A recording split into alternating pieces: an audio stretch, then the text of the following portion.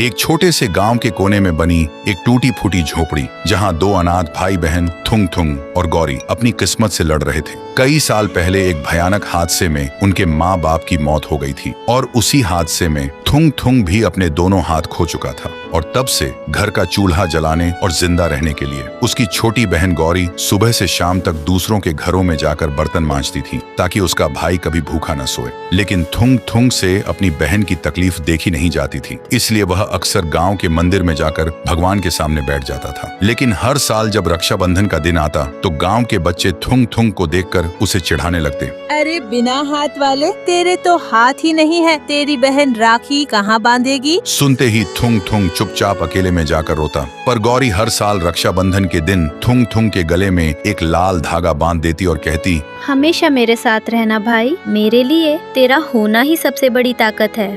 लेकिन एक साल रक्षाबंधन से एक रात पहले किस्मत ने ऐसी करवट ली कि सब बिखर गया। गौरी को तेज बुखार ने घेर लिया। वह बिस्तर पर बेहोश पड़ी थी और उसकी सांसें धीमी पड़ती जा रही थी। थुंग थुंग मदद के लिए चीख चीख कर गांव वालों के दरवाजे खटखटाने लगा, लेकिन किसी ने दरवाजा नहीं खोला और हार कर वह अपनी बहन के पास लौट आया। अपनी बहन को इस हालत में देखकर पहली बार उसे अपनी लाचारी पर इतना गुस्सा और दुख हुआ कि वह टूट गया। वह न तो अपनी बहन को गोद में उठा सकता था, न उसके माथे पर ठंडी पट्टी रख सकता था और न ही दवा लाने के लिए कुछ कर सकता था। अपनी लाचारी से टूटकर थुंग थुंग दौड़ता हुआ गांव के मंदिर में पहुंचा और घुटनों के बल बैठकर रोते हुए चीख कर बोला, मैंने आज तक तुझसे कुछ नहीं मांगा माँ, लेकिन आज पहली बार कुछ मांग रहा हूँ। मेरी मासूम बहन को बचा ले माँ, बदले में मेरी दोनों आंखें ले ले, मेरी जान ले ले, लेकिन मेरी बहन को कुछ मत होने देना माँ। तभी हवा तेज होने लगी, आसमान में बिजली कड़कने लगी और मंदिर की घंटी अपने आप बजने लगी। फिर सुबह